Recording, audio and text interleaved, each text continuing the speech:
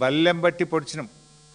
నిద్రపోతుండే government కనీసం బనకచెర్ల మీద స్పందించకపోతే BRS party బల్లెం బట్టి పొడిస్తే కానీ నిద్రలేవలేదు ఈ కాంగ్రెస్ ప్రభుత్వం.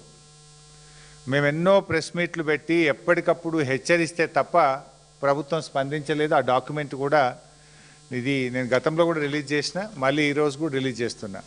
మేము ఎప్పుడు ప్రెస్ మీట్ పెట్టినాం, మేము ప్రెస్ మీట్ పెట్టినాక 2 అవర్స్కు బ్యాక్ డేట్లో ఉత్తమ్ కుమార్ రెడ్డి లెటర్ రాస్తుంటాడు. This the letter. ఈ డాక్యుమెంట్ కూడా మీకు షేర్ చేస్తాము.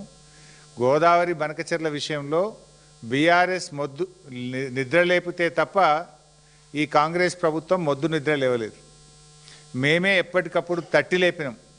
నేను తెలంగాణ భవన్లో ప్రెస్ మీట్ పెడితే 2 అవర్స్కో 4 అవర్స్కో నిన్న డేట్ వేసి ఉత్తరం రాసిండు ఉత్తమ్ కుమార్ రెడ్డి. ఇవన్నీ వివరాలతో సహా ఎప్పుడు ఉత్తరం రిలీజ్ అయిపోయింది. ఎందుకంటే నిన్న ఉత్తరం రాస్తే నేను రిలీజ్ చేయాలి కదా. నేను ప్రెస్ మీట్ పెట్టినాక రిలీజ్ చేసినాం అంటేనే బ్యాక్ డేట్లో రాసినట్టు.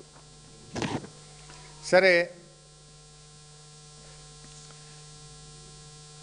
ఆ రోజు మేము బనకచెర్ల వల్ల తెలంగాణకు ఎట్లా అన్యాయం జరుగుతుంది, బనకచెర్ల వల్ల గోదావరి నీళ్ళు కూడా తెలంగాణకు ఎట్లా దక్కకుండా పోతాయో బీఆర్ఎస్ పార్టీ గట్టిగా పోరాటం చేసింది.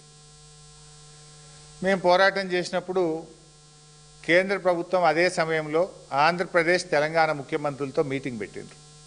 మేము ఆ రోజే చెప్పినాం, నువ్వు మీటింగ్కి వెళ్ళొద్దు, వెళ్తే అపెక్స్ కమిటీ మీటింగ్ వెళ్ళు తప్ప ఇలాంటి మీటింగ్లకు వెళితే తెలంగాణకు అన్యాయం జరుగుతుంది అని బీఆర్ఎస్ పార్టీ స్పష్టంగా చెప్పింది.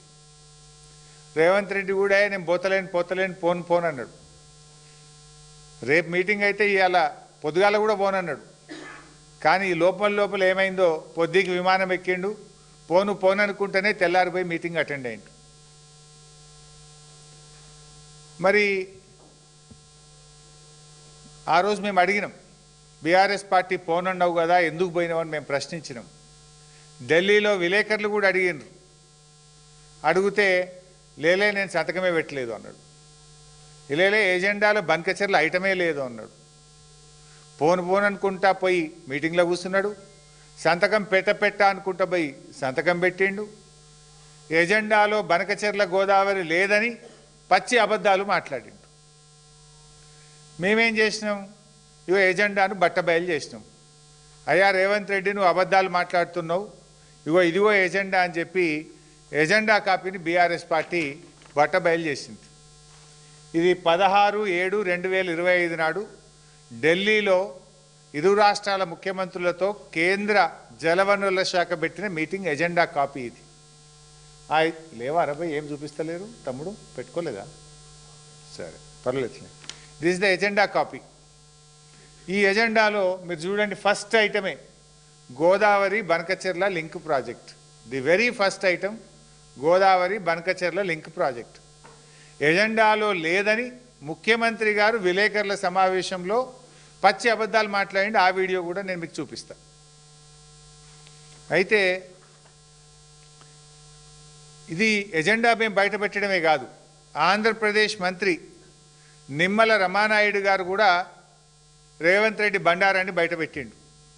స్పష్టంగా నిమ్మల రమానాయుడు గారు బయటకు వచ్చి ఏం చెప్పిండు, ఆంధ్రప్రదేశ్ నీళ్ల మంత్రి బనకచెర్ల మీద చర్చ జరిగిందని, గోదావరి బనకచెర్ల ప్రాజెక్టు ముందుకు పోవడానికి ఇరు రాష్ట్రాలు కలిసి కమిటీ వేసుకుంటున్నామని మీటింగ్లో నిర్ణయమైందని కూడా చెప్పిండు. ఏది, గోదావరి బనకచెర్ల ఇష్యూ పరిష్కారానికి ఇరు రాష్ట్రాలు అధికారులతో ఒక కమిటీ వేసి దీన్ని మేము పరిష్కారం చేసుకొని ముందుకు పోతాము అని చెప్పి ఆంధ్రప్రదేశ్ నీళ్ల మంత్రి కుండబద్దలు కొట్టినట్టు రేవంత్ బండారాన్ని బయటపెట్టాడు. రేవంత్ ముఖం నల్ల ముఖమైంది. చేసిన ద్రోహం బట్ట బయలైంది. సంకలదొచ్చి బనకచెర్లకు తల ఊపిండు.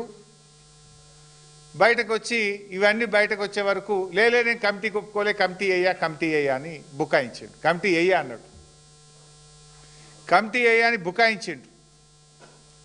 ఇది ఎట్లుంటుందంటే కథ మనకు తెలియదేం కాదు. గతంలో గత చరిత్ర చూస్తే కూడా తెలంగాణ ఉద్యమకారుల మీదనే ఎవడ్రా జై తెలంగాణ అంటుండు అని ఉద్యమకారుల మీద తుపాకీ గురిపెట్టిన రేవంత్ రెడ్డి నా అంత తెలంగాణ ఉద్యమకారుడు లేడని మాట్లాడతాడు. సోనియా గాంధీ గారిని పట్టుకొని బలిదేవతాన్ని తిట్టినటువంటి రేవంత్ రెడ్డి అసలు సోనియా గాంధీని దేవత, అసలు కాంగ్రెస్కు నా అంత విధేయుడే లేడు అని మాట్లాడతాడు. కేసీఆర్ గారు ఉద్యోగాలకు నోటిఫికేషన్లు ఇస్తే ఆ ఉద్యోగాలకు కాయిదాలు పంచి నియామక పత్రాలు పంచి నేనే ఉద్యోగాలు ఇచ్చిన అనేటువంటి గనుడు రేవంత్ రెడ్డి. ఇప్పుడు బనకచెర్ల మీద కూడా అట్లే చేసిండు. బనకచెర్ల మీద మేము జంగు సైరన్ కొట్టి ఆంధ్రప్రదేశ్ హుషారు చేసింది. ఏం చేసింది? లేలే మేము బనకచెర్ల వెనుకకు తీసుకుంటున్నాము అన్నది మధ్యలో. అది ఎందుకు వెనుకకు తీసుకున్నారు అనే కనీస సోయి కూడా ఈ ముఖ్యమంత్రికి లేదు, ఈ నీళ్ళ మంత్రికి లేదు. లేక ఏమన్నారు తెలుసా? లేలే మా పోరాటానికే బనకచెర్ల వెనుకకు తీసుకున్నది ఆంధ్రప్రదేశ్, ఇది మా విజయం అన్నాడు ఉత్తమ్ కుమార్ రెడ్డి. అయితే ఇలా కనీస సోయి లేదు. యాక్చువల్గా బనకచెర్ల ఎందుకు వెనుకకు తీసుకున్నారో తెలుసా బైసాబ్? బనకచెర్ల అంటే గోదావరి బనకచెర్ల, అది లింకు. గోదావరి బనకచెర్ల లింకులో మీరు చూసినట్టయితే గోదావరి నుంచి బనకచెర్ల అనేది Srisailam back water head regulator. Srisailam back వాటర్లో కృష్ణా జలాలకు గోదావరి జలాలను కలిపేది ఆ డబల్ లైన్ ఉంది కదా, అది బనకచెర్ల. ఆ 2 లైన్స్ ఉన్నది, లాస్ట్ పాయింట్ ఈజ్ బనకచెర్ల. రెడ్లో ఉన్న లాస్ట్ పాయింట్ బనకచెర్ల. అయితే ఎప్పుడైతే గోదావరి నీళ్లు తీసుకుపోయి కృష్ణాలకు కలుపుతామో ఆ లాస్ట్ పాయింట్, యారో కరెక్ట్ పెట్టు బిడ్డ, నువ్వు పెట్టరాదు తమ్మి, ఆయన కిందకి ఇచ్చినవరు బిడ్డ. ఆ లాస్ట్ పాయింట్లో పెడితే దాన్ని బనకచెర్ల అంటాం. గోదావరి నీళ్లు కృష్ణాలో కలిస్తే ఏమవుతుంది? మనకు బచావత్ అవార్డు ఉంది. బచావత్ అవార్డు ప్రకారంగా మనకు నీళ్ళు వస్తాయి 45, 21, 14. బచావత్ అవార్డు ఏం చెప్పింది మనకు? గోదావరి నీళ్లు పోలవరం ద్వారా కృష్ణాకు మళ్ళిస్తే 45 అబో నాగార్జున సాగర్, 21 మహారాష్ట్ర, 14 కర్ణాటకకు చెందుతాయి. ఇంతకు మించి తీసుకపోతే కూడా ఇదే రేషియోలో పై రాష్ట్రాలకు హక్కు ఉంటుంది అని బచావత్ ట్రిబ్యునల్ అవార్డు ఇచ్చింది. అయితే వీళ్ళు గోదావరి బనకచెర్ల పెట్టంగానే ఏమైంది?